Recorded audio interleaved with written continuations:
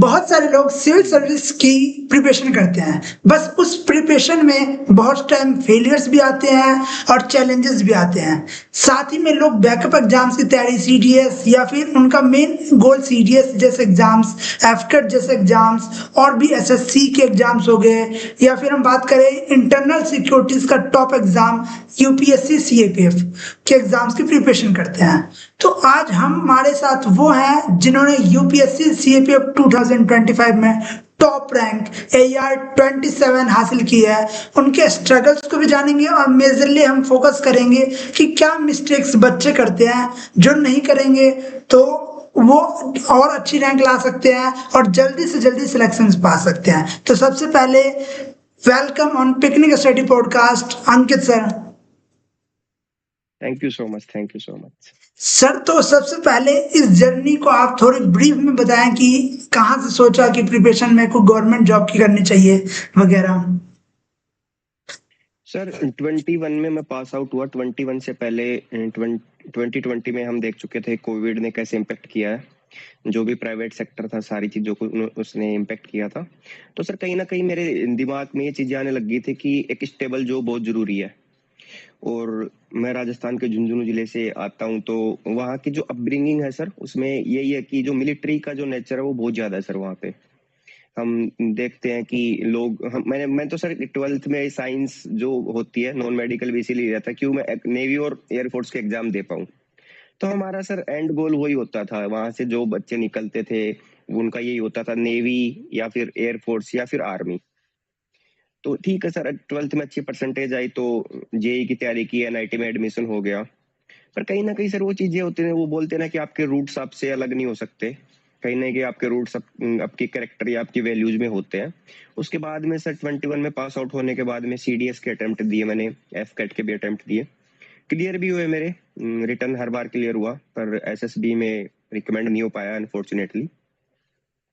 तो उससे फिर लर्निंग ये मिली कि क्या पता एसएसबी का जो प्रोसीजर है उसमें कहीं मैं फिट तो नहीं बैठ रहा, तो मेरे में क्या कमी है, उन चीजों पे भी काम किया। कई बार लगता था कि हाँ इस बार हो जाएगा, पर नहीं हुआ सर।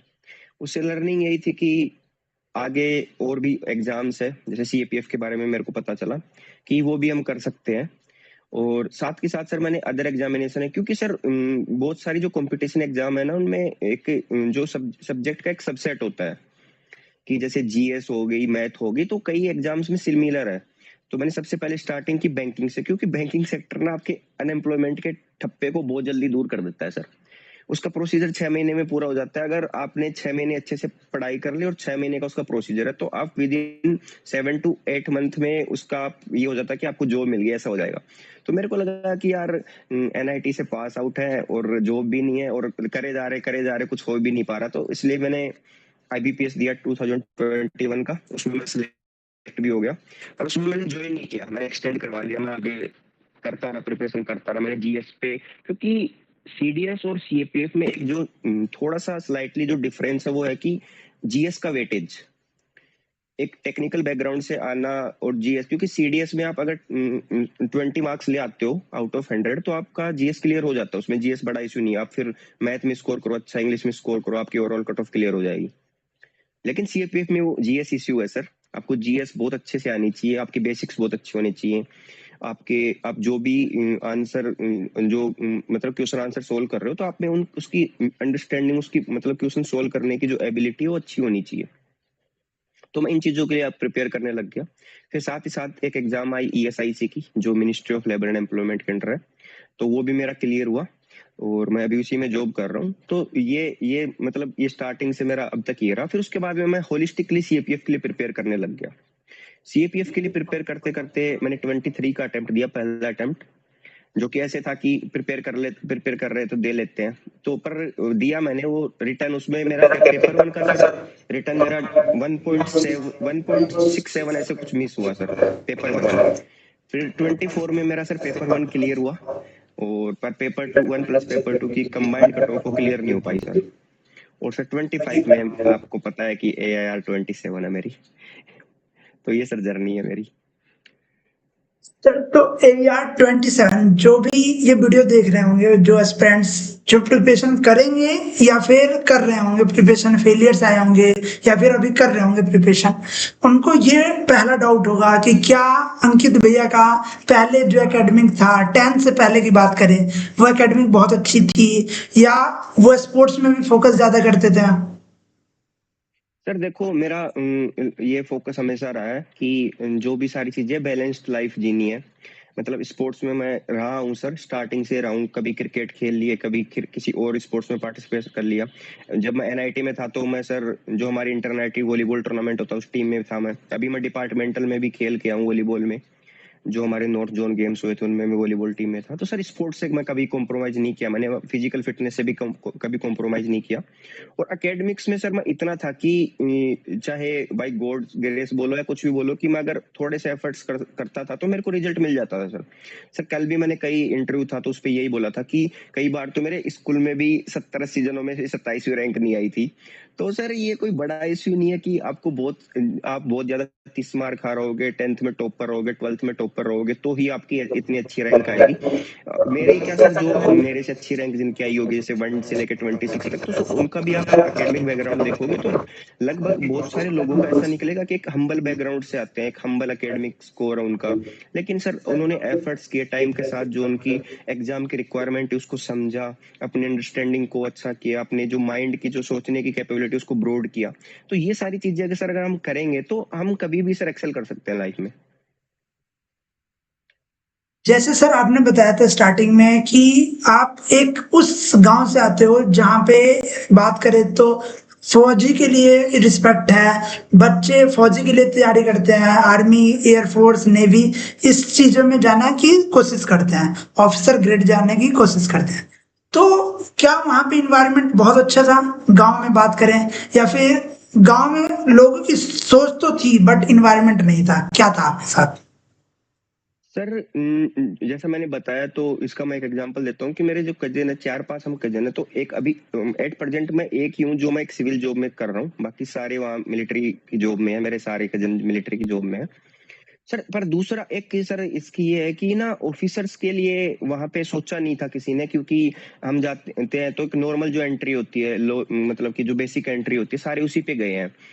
क्योंकि ऑफिसर में आपको पता ही है सर, अगर नेवी, एयरफोर्स और आर्मी में जाना है तो सीडीएस, वो एसएसबी, तो कहीं ना कहीं जो अपब्रिंगिंग होती है हमारी, या फिर क्योंकि कई बार लैंग्वेज बैरियर बन जाता है एसएसबी में जो सीएपीएफ में नहीं होती है। और सर एक हम बात करते हैं कि एटमोसफियर की, तो सर एटमोसफियर होता है, क्योंकि अगर आप जब से चीजें जानने लगते हो, अगर आप अपने आसपास में सर, हमारे गांव के आस मतलब सराउंडिंग में कम से कम भी 6 से 7 जो शहीदों की स्टेच्यू है वो है सर। तो वो तो उसके लिए सर, इन चीजों के लिए तो फिर आपको मोटिवेशन की जरूरत भी नहीं पड़ती है कि आपको कोई आके इंस्पायर करेगा कि चल तेरे को फौज में जाना है। ऐसा नहीं है सर, अब तो अग्निवीर स्कीम आने के बाद में भी हमारे इतने ही लोग जा रहे हैं इसमें, अपने आर्म फोर्सेज में। तो सर ये एक मोटिवेशन है सर। पर ये है कि जैसे अभी मैं ऑफिसर्स लेवल पे जा रहा हूँ तो सर आगे और आने वाले बहुत बच्चे इंस्पायर होंगे। और सर अगर अभी हम बेसिक उस पे जा रहे हैं, एंट्री पे जा रहे हैं, तो आगे आने वाले टाइम में सर बहुत सारे लोग वहां से ऑफिसर भी निकलेंगे, उनको मोटिवेट होंगे, इंस्पायर होंगे, अपनी जो चीजें उन वर्क करेंगे, जो भी जो बैरियर थे पहले वो बैरियर हम तोड़ेंगे सर। मैंने तोड़े हैं, वो भी तोड़ेंगे सर। आपने 10th के बाद नॉन मेडिकल फील्ड लिया, मैथ्स फील्ड लिया, तो क्या आपका टारगेट, जैसे आपने एनआईटी से बीटेक कर रखा है, तो क्या आपका टारगेट था कि मुझे आईआईटीज, एनआईटीज, जेई जैसे एग्जाम्स को क्लियर करके जाना है, या फिर आपका वहां पे भी ये एम था कि गवर्नमेंट जॉब में जाना है, या फिर दूसरा एम ये भी हो सकता है बच्चों का 10th के बाद मैथमेटिक्स लेने का कि मेरे पे वैरायटी ऑफ वो होगी, कि चॉइस होगी मेरे पे फ्यूचर्स में अगर अलग अलग फील्ड में जाने के लिए? सर देखो हमारे यहाँ तो गवर्नमेंट जॉब का मतलब ही मिलिट्री है। आपको पहले बताता हूँ, ये जो सीजीएल और बाकी जो एग्जामिनेशन, बैंकिंग के एग्जामिनेशन का, उनका तो सर अभी अभी यही अभी से स्टार्टिंग हुई है उनकी, पिछले 4-5 साल से। उसके पहले तो गवर्नमेंट जो मतलब मिलिट्री है। और मैं ऑनेस्टली बता रहा हूँ, मैंने 12th में नॉन मेडिकल सिर्फ इसीलिए लिया था कि मेरे पास डाइवर्सिटी होगी आर्मी के साथ साथ नेवी और एयरफोर्स की। बाकी कोई स्पेशल मोटिव नहीं था सर मेरे पास कि आईआईटी जेई, सर ऐसी चीज तो हमने सुनी भी नहीं थी। 12th में अच्छी परसेंटेज बन गई तो कोचिंग वाले आए कि ऐसे ऐसे कोई एग्जाम होती है जेई की, उसकी तैयारी कर सकते हो आप। तो सर तब तो हमें पता चला कि IIT जेईई जैसी कोई चीज होती है। बाकी ऐसा कुछ नहीं है सर, टाइम के साथ चीजें होती हैं, मतलब अगर आप कर रहे हो, वर्क कर रहे हो, तो आपके साथ बहुत सारे ऑप्शन ऑटोमेटिक खुल जाते हैं सर। सर जैसे आपने बताया कि आपको 12th के परसेंटेज के बाद आपको पता चला कि आईआईटी जैसा एग्जाम, क्या 10th के बाद आपको डिसाइड नहीं था कि मुझे जेई करना है वगैरह, या पता भी नहीं था? नहीं नहीं सर, देखो मैंने पहले भी बोला कि मेरे को सर पता ही नहीं था। और अगर मैंने मैथमेटिक्स लिया है तो मैंने मैथमेटिक्स PCM इसीलिए लिया था कि मैं नेवी और एयरफोर्स की जो एग्जाम्स है वो दे सकता हूँ।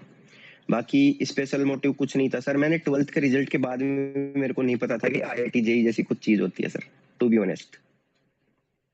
उसके बाद ड्रॉप ईयर लेके तैयारी करना आईआईटी जेई के लिए, और फिर एनआईटी में जाना, क्या ये आपने जो इस फील्ड के टाइम पे बच्चे तैयारी करते हैं, जैसे आपने बताया कि आपका ये जो एनवायरनमेंट है, गांव का एनवायरनमेंट बोल ले, शहर का एनवायरनमेंट बोल ले, उसमें मिलिट्री वाली चीजें हैं ज्यादा, तो क्या आपने वहां पे एनडीए की प्रिपरेशन करने का नहीं सोचा?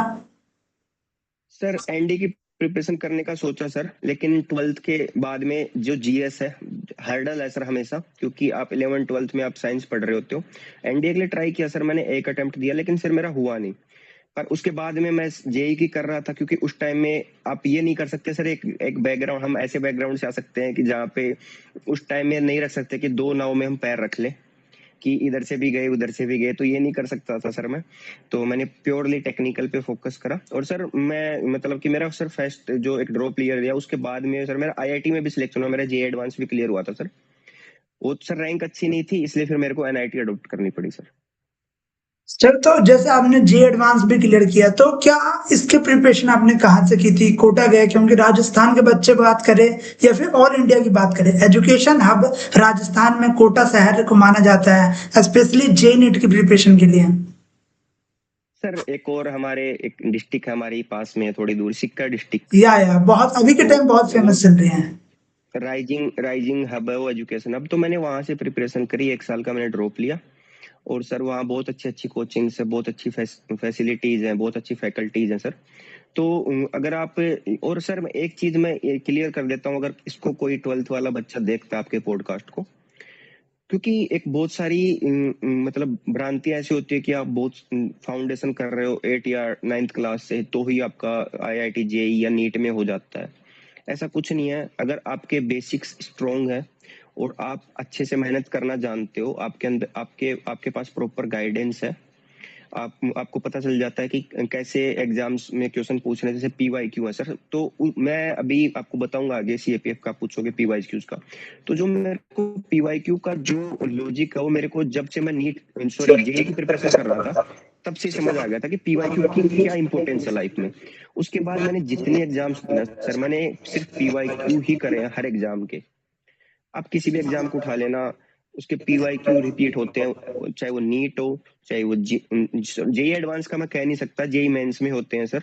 और फिर उसके बाद में बैंकिंग में, SSC CGL में, CDS में, NDA में, CAPF में बहुत PYQ सर हमेशा रिवाइज होते हैं। उसके उसके जो जो लॉजिक होता है PYQ उसका, वो हर एग्जाम में हेल्प करता है सर।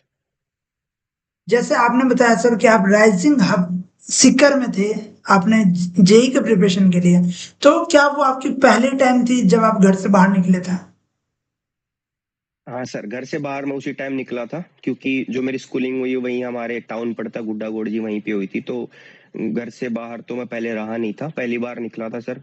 तो थोड़ी सी मुश्किलें थी सर, क्योंकि इतनी उस टाइम इतनी मेच्योरिटी भी नहीं रहती है, और एक अटैचमेंट होता है सर उस टाइम में। कोई बच्चा अगर घर छोड़ता है अपना, और तो थोड़ा सा लगता है सर। लेकिन वो है ना कि सर फैमिली की कंडीशन इतनी अच्छी नहीं थी कि हम ऐसे सोच सकें कि नहीं यार कुछ और देख लेंगे।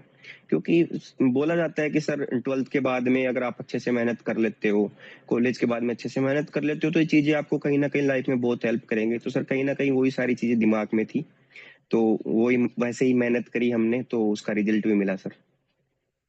सीकर का क्या एक्सपीरियंस था जब घर से सबसे पहली बार बाहर निकले? क्योंकि बहुत सारे बच्चे जो अब बाहर निकलेंगे, चाहे वो किसी चीज की प्रिपरेशन के लिए निकले। सर आप चाहे किसी भी सिटी में जाओ, कहीं भी जाओ, तो मतलब ये है कि पहली बात तो सर ये है कि आपको वहीं पे अपनी जो भी कोर जो वैल्यूज है वो मेंटेन करके रखनी है। अगर आप वहाँ पे पढ़ने जा रहे हो तो एटलीस्ट थोड़ा तो पढ़ने की ट्राई करो, थोड़ा इन द सेंस कि आप जा रहे हो और आपने बिल्कुल ही वैसे छोड़ दिया कि हम घर से बहुत ज्यादा दूर है तो हम पे कोई वो ओवरसाइट नहीं है किसी की, या फिर घर वालों से बहुत दूर है तो हम कुछ भी कर सकते हैं। ये सारी चीजें नहीं होनी चाहिए सर। और सर सीकर में मेरा ये हुआ कि पहला तो हमारे पास में ये ज्यादा दूर नहीं है सीकर, झुंझुनू से ज्यादा दूर नहीं पड़ता सीकर। दूसरा सर ये कि मेरे स्कूल के 2-3 लोग मेरे को वहां मिल गए, तो एक वो जो फ्रेंड सर्कल था या फिर जो भी अपने नोन के लोग थे तो वो मिल गए, बाकी और भी आसपास के लोग मिल गए जो जो लड़के थे जो तैयारी कर रहे थे। तो सर इतना वहां पे अकेला फील नहीं हुआ। और फिर सर सबसे बड़ा फायदा ये है कि अगर कोचिंग अच्छी है वहां पे, अगर टैलेंटेड लोग आते हैं तो आपको बहुत टफ कंपटीशन मिलता है सर। मतलब ऐसे कई तो बार रैंक तो हजारों में चली जाती थी मेरी। तो वो अपने आप में, क्योंकि जब आप स्कूल से जा रहे हो आपकी अच्छी परसेंटेज है, गांव में आपकी वाई वाई हो रही है कि यार आपने तो 12th में इतनी परसेंटेज लिया है, पीसीएम में 95 परसेंटेज लिया है, लेकिन वहां जाके आपको पता चलता है कि आपसे और भी टैलेंटेड लोग हैं यहाँ पे और ज्यादा दूर नहीं है, तुम्हारे शिखर में ही है। तो सर ये सारी चीजें कहीं ना कहीं एक आपको बहुत ज्यादा हार्ड वर्क करने के लिए भी मोटिवेट करती हैं। सिक्कर ने, आप सिक्कर की बात करें, जे प्रिपरेशन की बात करें, क्या मैच्योरिटी दिया, क्या जैसे आपने बताया कि आपको पता चला इस एग्जाम से कि पीवाईक्यूज का कितना रोल होता है एग्जाम्स क्रैक करने के ऊपर, और जो आपको फायदा यूपीएससी सीएपीएफ में भी मिला आपको। सर अगर हम वैल्यूज की बात करें तो कैसे, अगर हम घर से दूर रह रहे हैं तो कैसे हमारा एक जो हमारी सोशल सराउंडिंग्स है, अच्छी सोशल सराउंडिंग्स कैसे हमें हेल्प कर सकती हैं जब कभी भी हम लो फील करें। जैसे कभी हमारे मॉक टेस्ट हुए मंडे को या संडे को, मार्क्स कम आ गए, तो कैसे आपके दोस्तों ने आपको रेस्पॉन्स किया, वही दोस्त जिनके मार्क्स आपसे ज्यादा आ रहे हैं, तो उन्होंने बोल दिया कि कोई नहीं, ये चैप्टर तेरा वीक है। और दूसरा सर ये है कि आप कैसे छोटे छोटे डिसीजन, क्योंकि उससे पहले आपके लगभग डिसीजन घर वाले ले रहे होते हैं, लेकिन उसके बाद में आपको डिसीजन खुद के लेने होते हैं कि मेरे को कब सोना है, मेरे को कब उठना है, कि मैं रात को पढ़ूंगा तो मेरे काम आएगा, कि मैं दिन में पढ़ूंगा तो मेरे काम आएगा। ठीक है, मेरे को कितना किससे बातें करनी है, क्योंकि सर अगर आप जाते हो ना, अगर पहली बार आप घर से बाहर निकलते हो तो आप पढ़ने के साथ साथ आपको बहुत ज्यादा आजादी मिल जाती है सर। आजादी इन द सेंस कि आप एक क्योंकि 12th तक आप घर वालों की नजर में थे और अचानक आप आजाद हो जाते तो आप कुछ भी करने को फ्री हो सर आप। तो उसमें अपने आप को मेंटेन करना कि मेरा मोटिव क्या है, मेरे को किस लिए भेजा गया है। तो सर ये सारी चीजें, मतलब जो मैच्योरिटी का जो मेरा लेवल है वहीं से स्टार्ट हुआ सर। थोड़े थोड़े डिसीजन लेने लगे, थोड़ी थोड़ी चीजें समझ आने लगी। जैसे मैंने बोला रैंक वाली चीज, तो सर वो बहुत, मतलब अगर कोई कोई कैंडिडेट अगर 12th करके जा रहा होता है और वो किसी स्कूल का टॉपर, अगर वहां जाके उसका रैंक 1000 में आ जाए ना सर, तो वो संभाल नहीं पाता खुद को। हम देख रहे हैं कि कैसे हालात है कोटा और सिक्का जैसी सिटीज के, कि क्या स्टूडेंट्स के साथ होता है वहाँ। तो सर इन चीजों में अगर आपको बहुत अच्छा सर्कल मिल जाए, बहुत अच्छा गाइडेंस मिल जाए सर, और आप खुद अपने आप में थोड़े से इतना मतलब कि सेल्फ डिपेंडेंट हो जाओ कि आपको ऐसी चीजें, ऐसे गलत कदम ना उठाने पड़े, तो इनसे बड़ी चीज सर कोई भी नहीं है।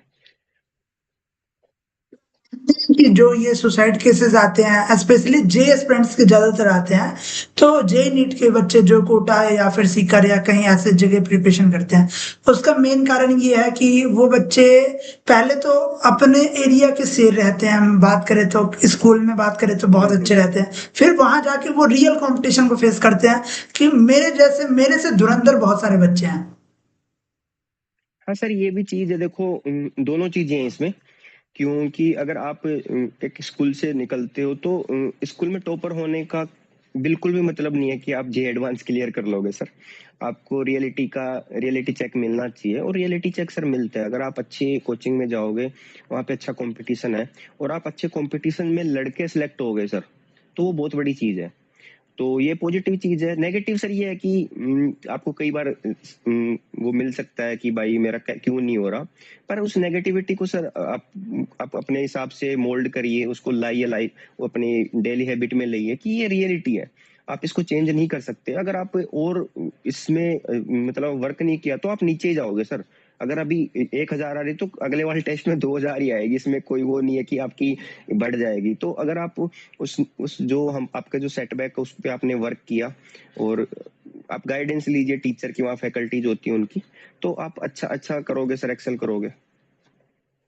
और सर जैसे आपने वहाँ उसके बाद आपको जे एडवांस भी निकाला, फिर आप एनआईटी गए, एनआईटी उत्तराखंड गए, वहाँ पे आपने प्रिपरेशन की, तो ब्रांच क्या लिया था वहाँ पे? और साथ ही में क्योंकि जब बच्चे बीटेक करते हैं तो उनको इंटरेस्ट आ जाता है फिजिक्स के ऊपर, या फिर बात करें तो टेक्नोलॉजी के ऊपर ज़्यादा इंटरेस्ट रहता है, वहाँ से क्योंकि घर से बाहर थे आप, वहां से फिर अपने ग्रास रूट पे जाके फिर मिलिट्री जैसे चीजों पे फिर से कैसे फोकस किया, कैसे फिर आया दिमाग में कि सीडीएस की प्रिपरेशन करनी चाहिए? सर देखो, मेरी ब्रांच, पहला क्वेश्चन जो आपका, मेरी ब्रांच थी electrical and electronics engineering sir. और सर मतलब ये मेरा इंटरेस्ट ऐसे था कि मेरे को फिजिक्स में थोड़ा इंटरेस्ट था, तो पहले मेरे को मैकेनिकल मिली थी, पर जो फिजिक्स का जो थोड़ा करंट वाला पार्ट होता है, इलेक्ट्रिसिटी वाला पार्ट होता है, इसमें मेरे को थोड़ा इंटरेस्ट था, तो फिर मैंने मेरी ब्रांच एक स्पेशल राउंड होता है उसमें चेंज करवा ली, मैंने इलेक्ट्रिकल एंड इलेक्ट्रॉनिक्स ले ली सर। मेरी सर अच्छी सीजीपीए रहे, 7.44 सीजीपीए रहा, इतना मेरा बुरा नहीं रहा एकेडमिक्स। लेकिन सर जो हमारा जो कोर सब्जेक्ट थे, तो उस पे थोड़ा फर्क पड़ा कोविड का, कि हमारी जो क्लासेज है ऑनलाइन होगी सर। क्योंकि सर कॉलेज में वैसे ही हम इतना एंगेज नहीं रहते थे पढ़ाई में, फिर ऊपर से कोविड ने कर दिया, क्योंकि हम स्पोर्ट्स वाले थे तो ज्यादा स्पोर्ट्स में रहते थे हम। तो सर कहीं ना कहीं जैसे जो कोर वो होते हैं उसमें लगा कि यार कहीं ना कहीं हम पीछे रह रहे हैं, जो प्रॉपर जो टेक्निकल एग्जाम्स आती हैं उनमें हम कहीं पीछे रह सकते हैं। फिर सर कोविड एक ऐसा ऐसी अपॉर्चुनिटी थी जहाँ मतलब कि उसको अपॉर्चुनिटी तो मैं अपने सेंस में बोल रहा हूँ, वैसे तो सर एक त्रासदी थी वो सबके लिए। लेकिन उस जो टाइम पीरियड था इतने दिनों का लॉकडाउन का, तो उसमें मेरे को टाइम मिला सोचने का कि क्या कर रहा है तू, ना तेरा टेक्निकल ठीक करना, आगे की तेरी कुछ प्लानिंग है। तो सर उसमें मैंने बैठ के प्लानिंग करी कि मैं ये कर सकता हूँ। मैंने वहां से जीएस पढ़ना स्टार्ट किया। बहुत दिक्कत हुई सर स्टार्टिंग में, कि आपने 10th के बाद जीएस छोड़ दिया है, आपने 11th 12th छोड़ दी, फिर उसके बाद में आप 4 ड्रॉप लेके फिर 4 साल आप एनआईटी से बीटेक कर रहे हैं। तो सर दिक्कत आई है सर, हर चीज में आई है, लेकिन सर वो मतलब स्टार्टिंग में लगी है, फिर करते गए सर। तो उसके बाद में फिर यही है कि ठीक है, जहाँ जा नहीं पाए, जैसे एनडीए क्लियर नहीं हुआ, फिर वो सारी चीजें आने लगी है कि जिसके लिए तूने 11th 12th में साइंस ली थी, तो क्यों ना वो चीजें आजमा ले। और सर दूसरी चीज ये भी थी कि जैसे सर मैं पहले भी बताया मैंने, सिलेबस में सर सिमिलरिटी है। आप अच्छे से जीएस कर लेते हो, अच्छे से मैथमेटिक्स कर लेते हो, अच्छे से रीजनिंग कर लेते हो, अच्छे से इंग्लिश कर लेते हो, तो मेरे को नहीं लगता कि आपकी कोई एग्जाम रुकने वाली है। हाँ कि बस ऑल दो ये कि थोड़ा सा आपको जो भी आपके सिलेबस जो भी ये एग्जाम्स है उसके अकॉर्डिंग, जैसे रीजनिंग बैंकिंग में थोड़ी अलग है, तो उसके अकॉर्डिंग रीजनिंग कर लो थोड़ी आप। मैथ जो सीजीएल में एडवांस मैथ आती है, तो उसके अकॉर्डिंग थोड़ी आप एडवांस मैथ कर लो अपनी, ठीक है। और जो भी आपके जिस एग्जाम की जितनी रिक्वायरमेंट है उसके हिसाब से अपने जो सिलेबस कर रखा है उसको थोड़ा सा मोल्ड करो, एग्जाम में अपीयर हो। मेरा ये कॉन्सेप्ट था सर उस टाइम में, इसीलिए कि मेरा सीडीएस भी निकले, मेरे एफकेट भी निकले सर, मेरी बैंकिंग के एग्जाम भी निकले, मेरे सीजीएल भी निकला। तो इस हिसाब से किसी को भी तैयारी करनी चाहिए कि आपके बेसिक्स जो 4 सब्जेक्ट हैं जो किसी भी एग्जाम में आते हैं, वनडे एग्जाम में आते हैं, तो आपके इतने थोरोली तैयार होने चाहिए कि आप जिस एग्जाम में लिखा है मैथ, तो आप उसमें बैठ गए। अब ये नहीं बोल सकते अब कि आप मेरी अर्थमेटिक प्रिपेयर नहीं थी, कि मेरी एडवांस प्रिपेयर नहीं थी, तो आपकी प्रिपेयर होनी चाहिए। सर जब एनआईटी गए थे, अगर उसकी बात करें, एनआईटी की बात करें, क्या एक्सपीरियंस था वहां पे, बच्चों का क्या माहौल था? एनआईटी जैसे आपने बताया कि आपका एक टर्निंग पॉइंट रहा कोविड, कि वहां पे बात करें तो आपका 2021 में आप पास आउट हुए, 2020 में कोविड था आई थिंक, तो उस समय प्लेसमेंट का जो टाइम था आपका, मेन बात करें उस पे, कोविड आ गया, शिफ्ट हो गया ऑनलाइन, क्या एक आपको मानते हैं कि वो टर्निंग पॉइंट था, नहीं तो आप प्लेसमेंट की तरफ जाते हैं? सर देखो, एनआईटी की आप लाइफ का पूछ रहे हो, तो सर मैंने बहुत इंजॉय करी है मेरी लाइफ वहाँ पे सर। और मैं शायद कहीं भी आज बैठ मैं इंटरव्यू देता हूँ, इंटरव्यू में मेरे डेफ में जितनी भी चीजें है, तो शायद एनआईटी की देन है सर सारी वो। जितनी भी मेरी एक्स्ट्रा करिकुलर एक्टिविटीज है, जितने भी जिन भी दोस्तों से मैंने इतनी सारी चीजें सीखी हैं, क्योंकि सर वो बोलते हैं ना यूनिटी इन डाइवर्सिटी, तो वहाँ पे डाइवर्स जो भी स्टेट्स हैं उनके लोग आते हैं वहाँ पे, उनकी अलग अलग कल्चर होती है, अलग अलग उनकी मान्यताएं होती है, अलग अलग उनका नॉलेज का एक स्पेयर होता है। तो आप किसी के साथ बैठते हो तो आप दो चीजें सीखते हो, कि आप किसी स्टेट वालों के साथ बैठ गए तो उनके बारे में आपने दो चीज अच्छी चीजें जान ली, वो क्या सोचते हैं वो चीजें जान ली। और धीरे धीरे सर ये सारी चीजें अगर आपकी पर्सनैलिटी में आने लग जाती है, तो आप किसी भी आपके जो सोचने का जो दायरा है वो बढ़ जाता है सर। आप किसी भी कोई भी टॉपिक हो या फिर कोई भी ऐसा टॉपिक कोई भी टॉपिक हो या फिर कोई भी ऐसे चीज हो, उसको आप आराम से इजीली समझ सकते हैं, उसको कॉम्प्रिहेंड कर सकते हैं। तो सर इन चीजों में मेरे एनआईटी ने बहुत हेल्प करी स्पोर्ट्स में आगे जाने में। सर मैं जैसे मैंने बोला है कि मैं मतलब उस टाइम में पावर लिफ्टिंग में भी था, मैं वॉलीबॉल भी खेलता था, तो ये सारी चीजें मेरी सर वहीं से एक्सेल हुई है। सर बात हुई प्लेसमेंट की, तो अगर हिट नहीं करता तो सर मैं प्लेसमेंट में जरूर बैठता सर, क्योंकि सबसे पहले तो सर मेरा यही मोटिव था कि मेरे को जो एक टैग है अनएम्प्लॉयमेंट का वो हटाना है। और सर जरूरी भी है, आप इतने इमोशनल नहीं हो सकते अगर आप एक हम्बल बैकग्राउंड से आते हो और जहाँ पे एक जॉब की बहुत जरूरत है, तो आप कभी भी ये रिस्क नहीं ले सकते कि आप कल पे टालते रहो टालते रहो टालते रहो, क्योंकि ये सारी चीजें एक दिन पाइल अप होके आपके सामने इतनी बड़ी दिक्कत बन जाती है कि आप उनसे फिर कोप अप नहीं कर पाते हो। तो सर अगर कोविड नहीं आता तो मैं जरूर प्लेसमेंट में बैठता, लेकिन आया उसके हिसाब से मेरी अलग प्लानिंग हुई, मैं अलग जॉब की तरफ गया। और सर वो एक सर जर्नी है सर, वो मैं हर जगह बोलता हूँ कि किसी पतझड़ का पीछा करते करते तुम अपने आप को एक दिन फूलों के बगीचे में पाओगे। तो सर ये सारी चीजें हैं, मैं करता गया और एट द एंड जहाँ सर जाना है सर उस वहीं आ ही जाते हैं, और आज मैं वहीं आ गया सर।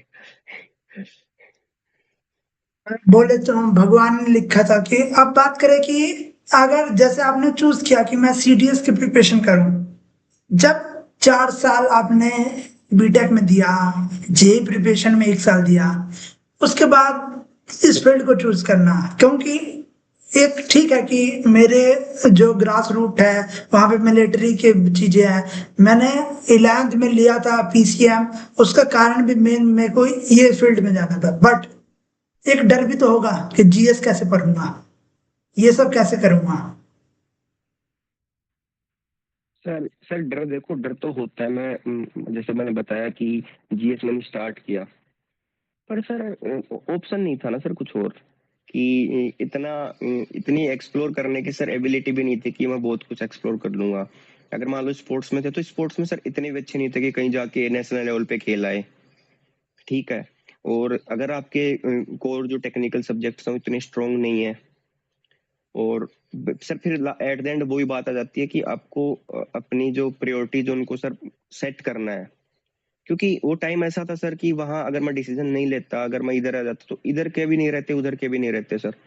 तो बस ये था कि जीएस मुश्किल थी सर, पर करना था सर, तो इसके अलावा कोई ऑप्शन नहीं था। चाहे वो रोक के करना हो, चाहे ऐसे रो धो के करना हो कि नहीं हो रहा मेरे से, मन मार के बैठना हो। सर बैठे हैं बहुत सारे स्टार्टिंग में ऐसे हिंदी मीडियम में पढ़ने लगे थे, फिर क्योंकि बीटेक इंग्लिश मीडियम में करी थी, 12th तक हिंदी मीडियम में था सर मैं।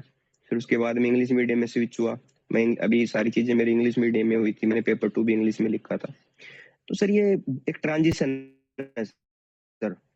अगर आप इन चीजों को इंजॉय भी करना चाहिए सर। मैंने तो मेरी जो लाइफ है, जो टफ फेज है, उनको बहुत इंजॉय किया है, और इंजॉय करना भी चाहिए सर।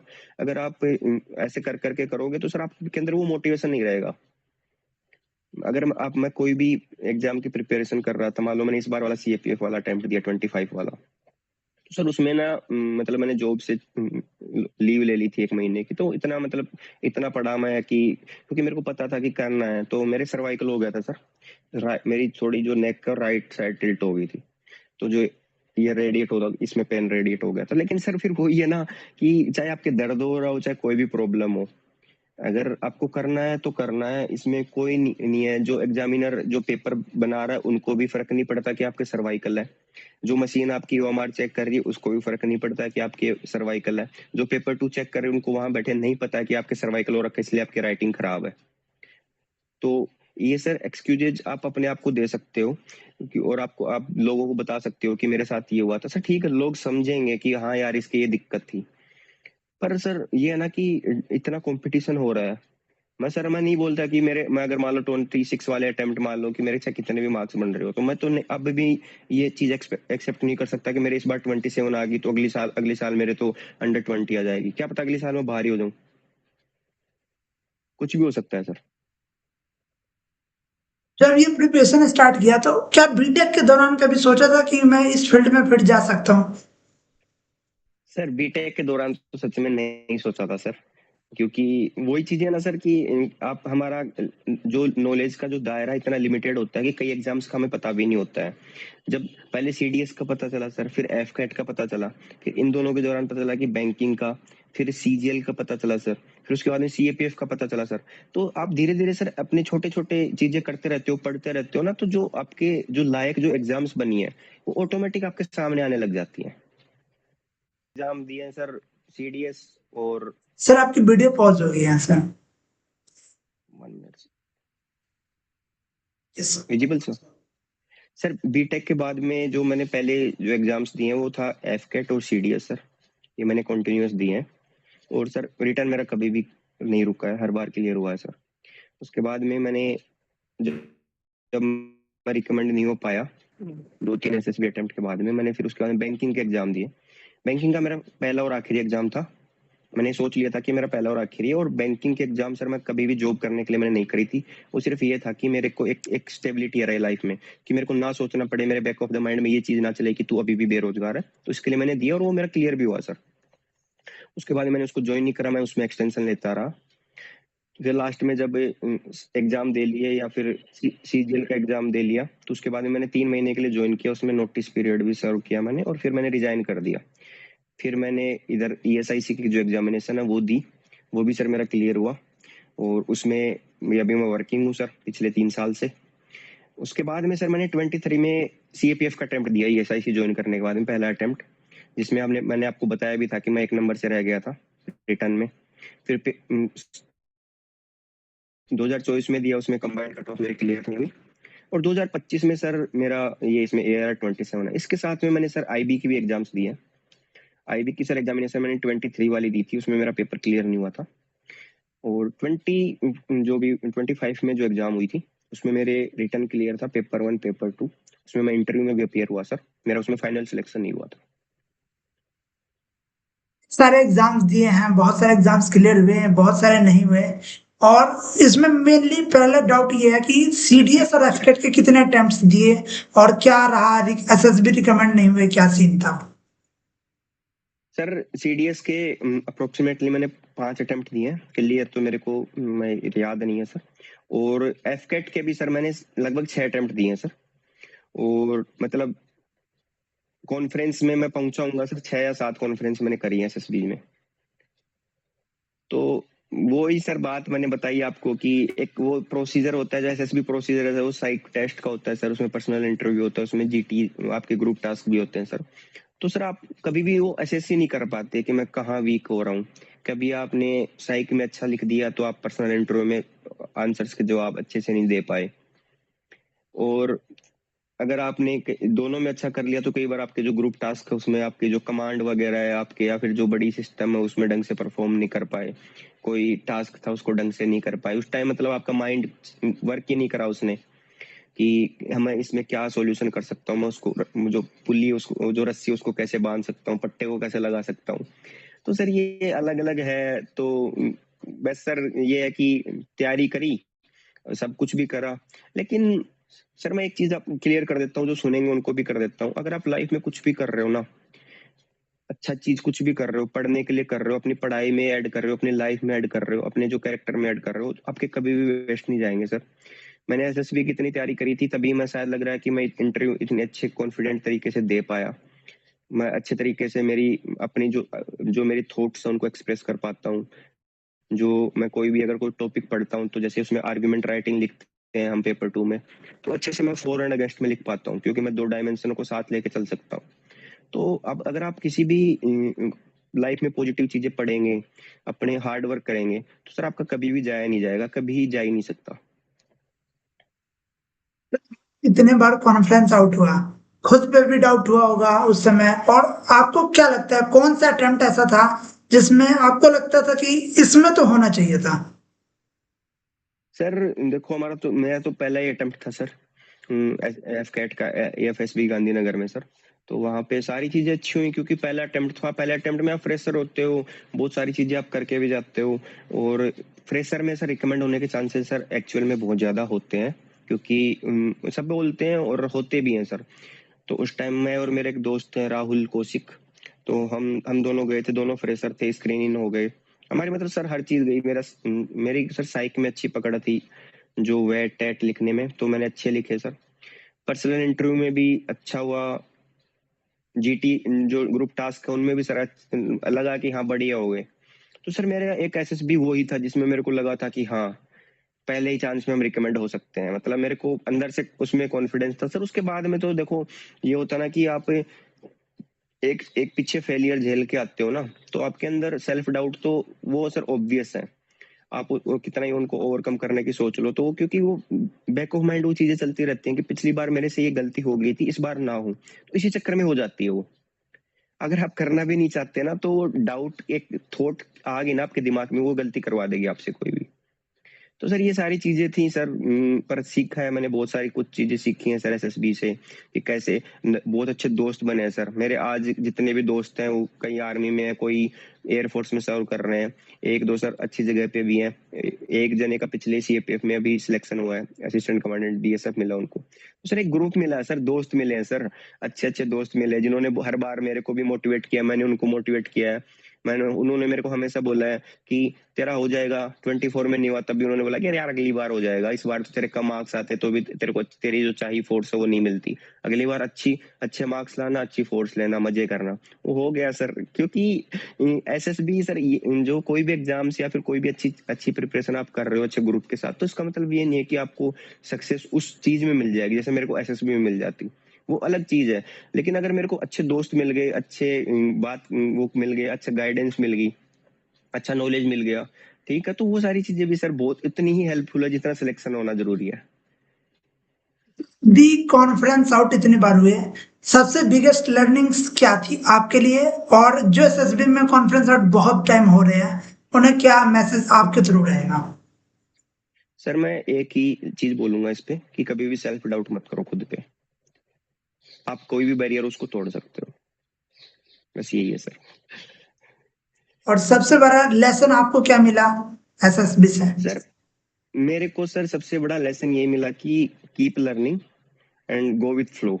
ये एसएसबी में हमारे जो साइकी टेस्ट होता था उससे पहले ये बोलते थे कि आपको गो विथ फ्लो रखना है हमेशा। आपको जो चीजें आप लाइफ में कर रहे हो, जो आपके साथ चीजें हो रही है, उनके साथ आपको जाना है।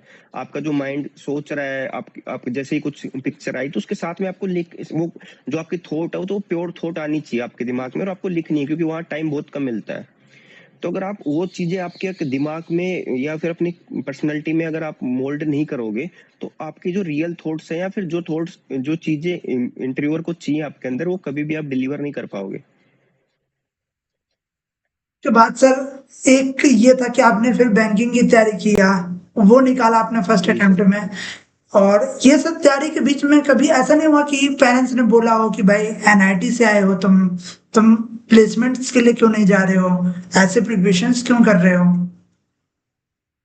सर देखो एक्सपेक्टेशन सबको रहती है, मेरे से बहुत लोगों को एक्सपेक्टेशन थी, मेरी फैमिलीज में, मेरे नोन सबको रिश्ते की, क्या कर रहा है तू, उस टाइम भी तूने मतलब ऐसे करा कि वरना तू नेवी एयरफोर्स में जा सकता था, अब भी तू एनआईटी से पास आउट होके इन एग्जाम्स की तैयारी कर रहा है। तो सर देखो क्रिटिसिज्म हर कहीं है सर। अगर आज मैं एससी बन गया तो भी कहीं ना कहीं मेरे को क्रिटिसिज्म ये मिलेगा कि तू सिविल सर्विसेज कर सकता था, तू स्टेट पीसीएस कर सकता था सर। तो सर ये अपने पे है कि हम कितना खुद पे कितना कॉन्फिडेंस है हमें, और कितना हमें हमें अपने जो हमने जो हार्ड वर्क किया है कितना उस पर ट्रस्ट है। मेरे को पता है कि ये जो सारी प्रोसेस है इससे मेरे को कितनी चीजें सीखने को मिली है सर, और मैं कितना आगे लाइफ में और भी कर सकता हूँ। अगर मैं सर उन चीजों पे, उन क्रिटिसिज्म पे या फिर उन लोगों की कही हुई बातों पे जाता तो शायद आज मैं यहाँ नहीं होता। क्योंकि वही होता कि उन्होंने मेरे को प्लेसमेंट के लिए क्रिटिसाइज किया तो मैं फिर ये सारी चीजें चीजें छोड़ के प्लेसमेंट की तरफ भागने लग जाता, और उधर भी नहीं हो पाता क्योंकि मेरा मन नहीं था। मैं इसलिए कर रहा था कि सोसाइटी मेरे को क्रिटिसाइज कर रही थी, इधर मैं इसलिए था कि मेरा मन था करने का। तो सर वो ये हो जाता ना, एथिकल डिलेमा हो जाता, और एथिकल डिलेमा सर फिर ठीक नहीं होता। उसके बाद सर आपने बहुत सारे एग्जाम्स को दिए और बहुत सारे एग्जाम्स को क्लियर किए। सबसे अगर बात करें यूपीएससी सीएपीएफ को छोड़ के, आपके लिए सबसे कॉन्फिडेंस देने वाला एग्जाम्स कौन था जिसको आपने क्लियर किया? सर सबसे अच्छा जो कॉन्फिडेंस जो मेरे को दिया है तो वो इसी एग्जाम में दिया था जिसमें अभी आज मैं वर्किंग कर रहा हूँ सर। क्योंकि सर मेरे को ये पता था कि अगर मेरे को कोई अच्छा डिपार्टमेंट मिल जाता है और जो मेरे को एक अच्छी फाइनेंशियल बैकिंग भी रखेगा और मेरी फैमिली जो है उसको भी मैं थोड़ा सपोर्ट कर पाऊंगा, मेरे भाई बहन उनको भी मैं सपोर्ट कर पाऊंगा, तो वो मेरे लिए अच्छा रहेगा। मेरे कभी भी मतलब कि ये नहीं होगा कि मेरे को लाइफ में स्ट्रगल करना पड़ रहा है, और जो जो चीजें मैं अचीव करना चाहता हूँ उसमें कभी भी बैरियर बने कुछ भी। तो सर जो इस डिपार्टमेंट ने ये चीजें कभी भी नहीं होने दी सर, मैं ग्रेटफुल हूँ इस डिपार्टमेंट का। और सर उसके बाद में तो सर बहुत बहुत सारी एग्जाम्स निकली हैं सर, वो एक अलग चीज है सर। जैसे आईबी के एग्जाम निकली है, उसमें इंटरव्यू तक पहुंचा हूँ मैं। वो सारी सर अलग चीजें हैं। अगर लाइफ में कोई आपको एक प्लेटफॉर्म ऐसा मिल जाए जो आपको ग्रो करने में हेल्प कर रहा हो, इस डिपार्टमेंट के लोगों ने मेरी बहुत हेल्प करी है, उनको मेरे पे विश्वास था कि तू कर लेगा, तू पढ़ रहा है। और चंडीगढ़ जैसी सिटी में मैं रह रहा था जहाँ पे इतनी अपॉर्चुनिटीज हैं, मैं अपनी फिटनेस भी मेंटेन कर पा रहा था, मैं लाइब्रेरी भी जा पा रहा था। तो सर और क्या चाहिए किसी को। तो सर मेरा सबसे बड़ा जो एग्जाम मैंने क्लियर किया, मैं इसी को मानता हूँ सर। जब यूपीएससी सीएपीएफ की प्रिपरेशन स्टार्ट किया, बहुत सारे स्टूडेंट जो जी इसकी सर। तैयारी करते हैं, mainly focus CSC UPSC CSC का होता है। आपके साथ क्या जी सीन सर। था सर, और कैसे एक्सपीरियंस हुआ कि कब पता चला कि इंटरनल सिक्योरिटीज के लिए हमारे यूपीएससी सीएपीएफ का एग्जाम होता है? सर जैसे मैंने बताया कि 23 में ज्वाइन करने के बाद में मैं सीपीएफ के लिए प्रिपरेशन करने लग गया था सर। तो जो इसका सिलेबस है, और या फिर जो भी इसकी एक ऐसा है कि जो इसका जो स्ट्रक्चर है एग्जामिनेशन का, वो कहीं ना कहीं जैसे पेपर हो सिमिलर है। पेपर वन तो सिमिलर ही है सर, उसमें जीएस उतनी आती है जितनी सिविल सर्विसेज के प्रीलिम्स में आती है। तो कई बार हम तैयारी करते हैं तो एक ऐसा फ्रेंड सर्कल बन जाता है जो सीएपीएफ की तैयारी सिविल सर्विसेज से कर रहे होते हैं। तो आप उनसे बातचीत करते हो सीएपीएफ के लिए, लेकिन आप फिर बाद में इंट्रोड्यूस हो जाते हो सीएससी से भी, क्योंकि ऐसे सीएससीएस का भी, क्योंकि मैं आपको लगता है कि जो सीएससी की कर रहे हैं यार वो सीएपीएफ दे रहे हैं, तो मैं भी तो सीएपीएफ की करके सीएससी दे सकता हूँ अगर थोड़े एफर्ट में करूंगा तो सर मैंने ये 25 वाला अटेम्प्ट भी दिया था सर प्रीलिम्स का, और 26 वाला भी दिया था। अनफॉर्चुनेटली सर मेरा दोनों प्रीलिम्स नहीं हो पाए सर। उसमें सर बहुत सारी चीजें हैं, मैं कभी भी ये नहीं बोलूंगा कि मेरी प्रिपरेशन में वीक थी। तो पर ऐसा हो सकता है कि सर मैं एक फुल टाइम जॉब कर रहा हूँ 9 to 5 मंडे टू फ्राइडे, और सीएपीएफ मेरा फुल फ्लेज फोकस वही था, तो शायद इसलिए नहीं हो पाया होगा सर। बाकी सर फ्यूचर में मैं करता रहूंगा, क्योंकि वही है, जब अगर अपॉर्चुनिटी मिलेगी, टाइम मिलेगा, या फिर लगेगा कि एक को ये और लाइफ में एक्सेल करना चाहिए, तो मैं सर जरूर करूंगा। यूपीएससी सीएससी 2026 अभी बात करें, जो अभी एग्जाम हुआ था प्रीलिम्स का, उसका क्या एक्सपीरियंस था? क्योंकि उसके बहुत सारे कमेंट्स, बहुत सारे वीडियोस वायरल हुए थे। सर देखो, मैंने जनवरी और फेब में मैंने सर प्रॉपर सीएससी की प्रिपरेशन की थी प्रीलिम्स की।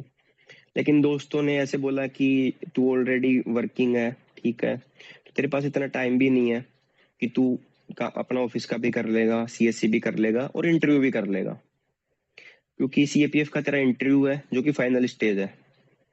तो कभी ये मत होने दे कि कहीं इंटरव्यू की करने के चक्कर में तेरी ये सीएससी की करने के चक्कर में तेरा इंटरव्यू का भी खराब हो जाए। तो सर मैंने वो एक लर्निंग ली, उसके बाद में मैंने सोचा कि ये बात भी सही है, कितनी चीजें मेरे से क्या पता मैनेज ना हो। क्योंकि सर एक जो ह्यूमन माइंड उसकी कैपेसिटी है कि उतना ही कर सकते हैं हम। और तो मैंने सोचा कि ठीक है, मैं सीएससी अगर रहेगा तो मतलब अगर मैं इस साल हो गया तो मैं अगले साल से प्रॉपर सीएससी कर लूंगा। मेरे माइंड पे बर्डन भी नहीं रहेगा अगर मेरा सीएपीएफ अच्छा हो गया तो, क्योंकि सर किसी भी अगर आप एक अच्छे एग्जाम को क्लियर करके कहीं सिलेक्ट हो जाते हो तो आपको बहुत कॉन्फिडेंस देता है सर।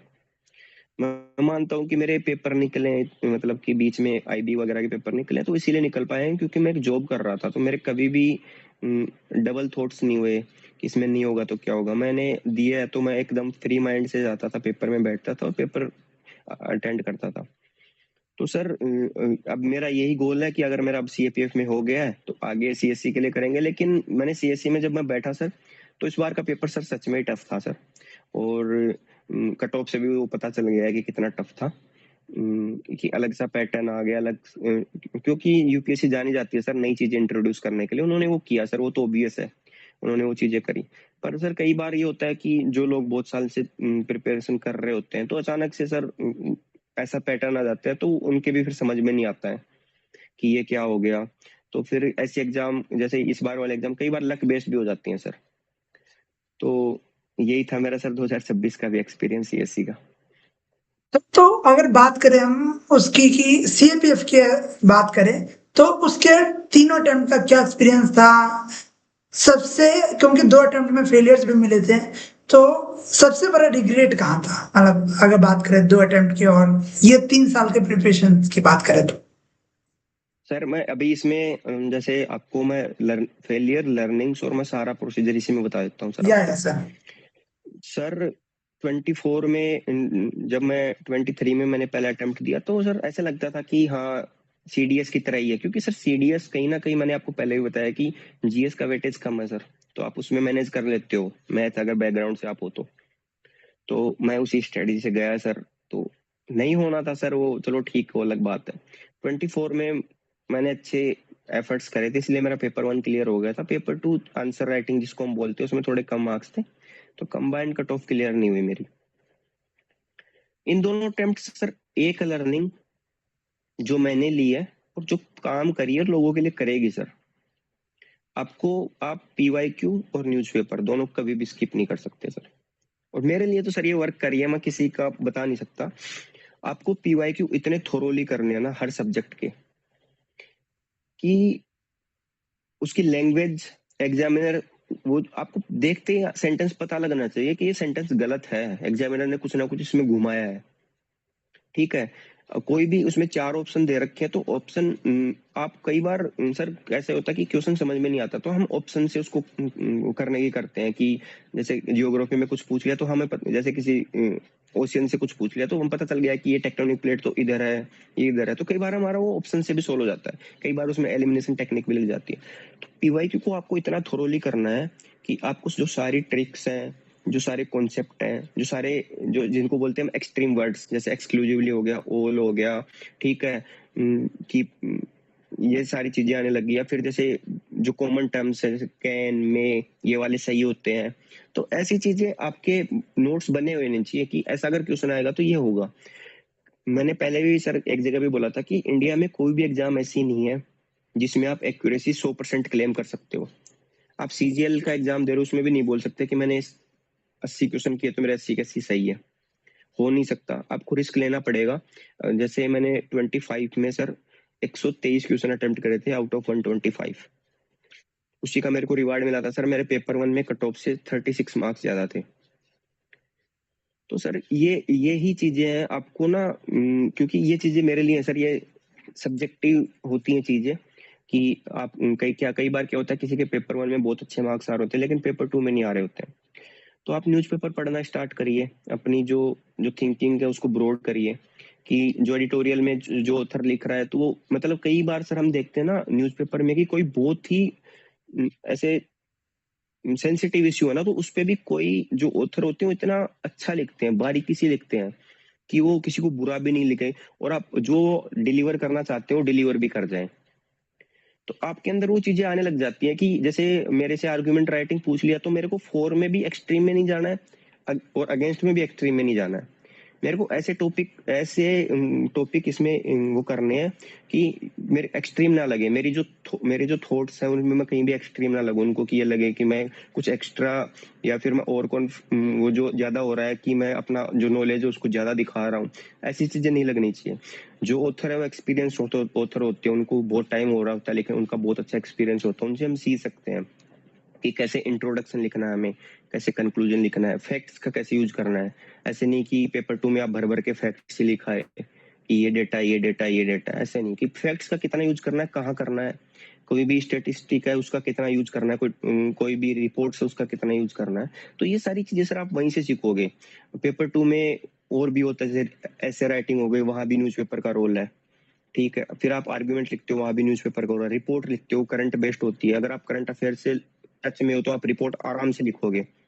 फिर सर प्रीसी राइटिंग होती है, प्रीसी राइटिंग में अगर आप न्यूज़पेपर पढ़ रहे हो डेली और आपकी कॉम्प्रिहेंशन की और रिटेंशन की कैपेबिलिटी इतनी ज्यादा है कि जैसे आपने एक पैसेज पढ़ा तो आपने उसका मतलब कि विद इन 30 सेकंड निकालने हैं कि इस पैसेज का पूरे का ये मतलब है। तो सर प्रीसी राइटिंग भी तो यही है, आपको पूरे वर्ड्स को 1/3 करना है, मतलब उसको शॉर्ट करना है। तो आप इस चीज से कर सकते हो कि आपने पैराग्राफ पढ़ा, इसने इसका आपने शॉर्ट में अपना मतलब निकाल लिया उसको लिख दिया। ऐसे पीसी कर सकते हो आप। कॉम्प्रिहेंशन का भी यही है कि आप कितनी जल्दी चीजों को रिटेन कर सकते हो। आपने कॉम्प्रिहेंशन पढ़ लिया, पूरे पैसेज पढ़ लिया, उसके बाद में आपने क्वेश्चन देखा और क्वेश्चन का फिर आंसर देखा कि हाँ यार ये तो मैंने इस पैसेज इस पैराग्राफ में पढ़ा था, वो आंसर लिखा आप अपने अकॉर्डिंग। और जो ग्रामर पार्ट है पेपर 2 में, आप उसका पीवाईक्यू से कर सकते हो।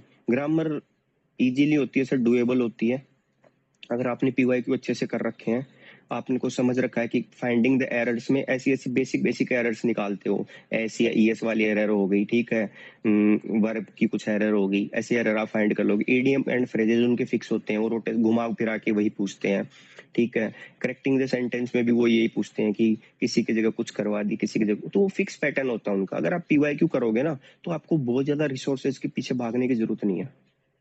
तो ये सर मेरी लर्निंग थी, अच्छी लर्निंग थी सर, और इसने मेरे लिए बहुत काम किए हैं सर।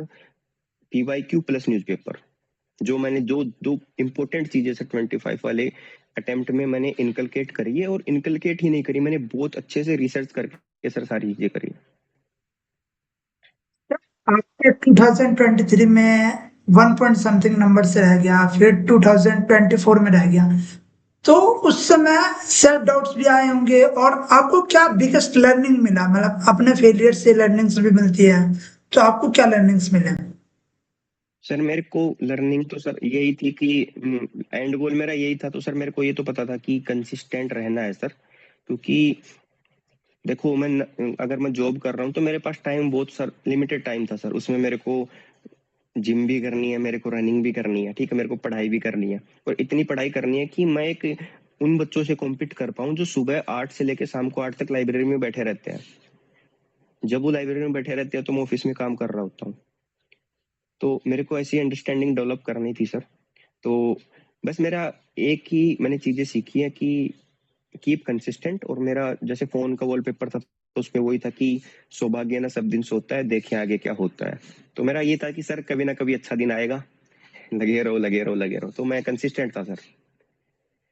और सर फिर बात करें इस अटेम्प्ट की, बात करें 2025, आपने स्टार्टिंग में बोला था कि कभी मैंने क्लास में 27th रैंक भी नहीं लाई, और फिर जाके वन ऑफ द जिस एग्जाम की मैं तैयारी कर रहा था उसमें मेरी 27 रैंक। क्या आपको एक्सपेक्टेड था ये रैंक? सर देखो मेरे को इतना तो था पता कि मेरा सिलेक्शन हो जाएगा, क्योंकि मार्क्स मेरे ठीक थे।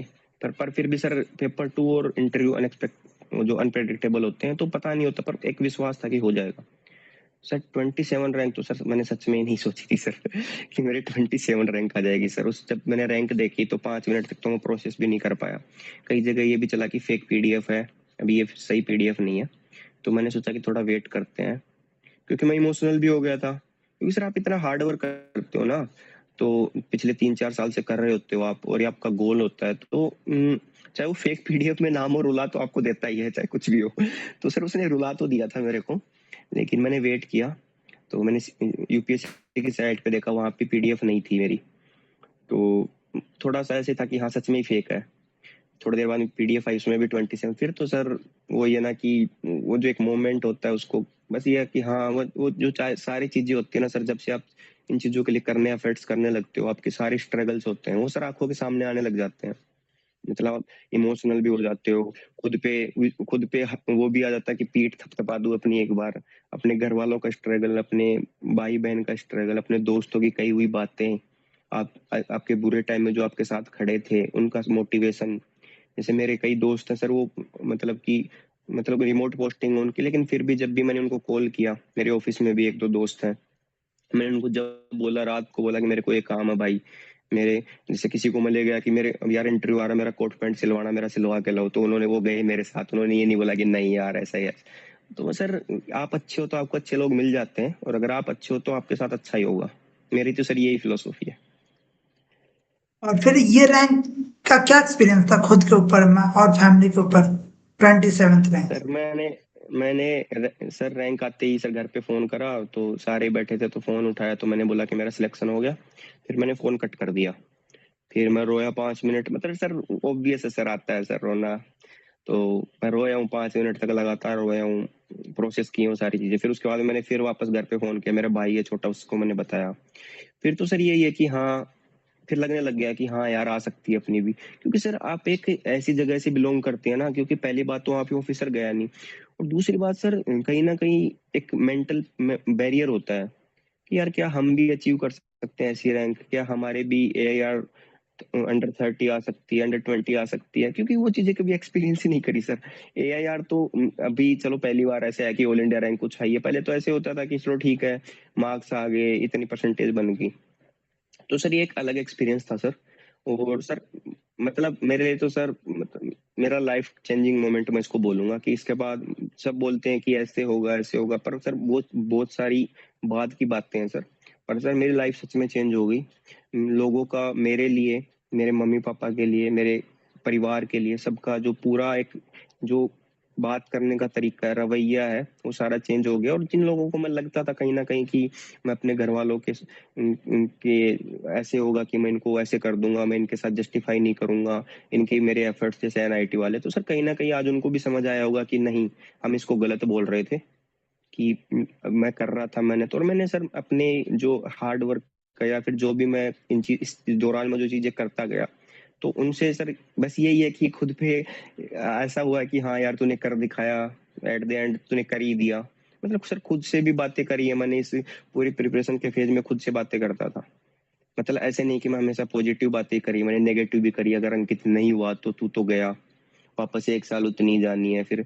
और सर फिर यह है कि एक ऐसी जगह से आप बिलोंग करते हो जहाँ पे आपको सिर्फ छोटे छोटे सपने देखना अलाउ होता है सर। बड़े सपने देखते हो ना तो अपनों में से ही कोई बोल देता है कि यार अपनों अपने में से तो कोई ऐसा निकला ही नहीं है यार, तू कैसे निकल जाएगा। तो सर जहाँ पे आपको सपोर्ट करने वाले होते हैं वहां आपको खींचने वाले भी होते हैं, और कई बार सपोर्ट करने वाले से ज्यादा खींचने वाली चीजें ज्यादा तंग कर जाती हैं सर।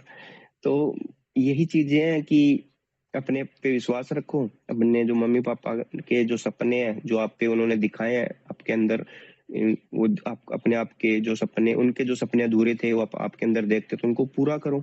और सर अगर हम सारी चीजें अगर एक अच्छे वे में करते रहेंगे ना, तो मेरे को सर ये तो नहीं पता था कि मेरा CAPF में होगा कि नहीं होगा, पर कई बार ना मेरे को ऐसा लगता था कि ना मैं एक अच्छा इंसान बहुत जरूर बन जाऊंगा सर। मतलब जो सारी चीजें होती है ना कि अच्छे से सोचना हो गया, अच्छे से लिखना हो गया, कि आपको किसी से कितनी बातें करनी है, कैसे बात करनी है, कि सारे दिन सीरियस नहीं रहना, हंसते हंसना भी है, मजाक भी करनी है, अपनी लाइफ को अपने तरीके से जीना है। अब हमें फिजिकली भी फिट रहना है, हमें मेंटली भी फिट रहना है सर।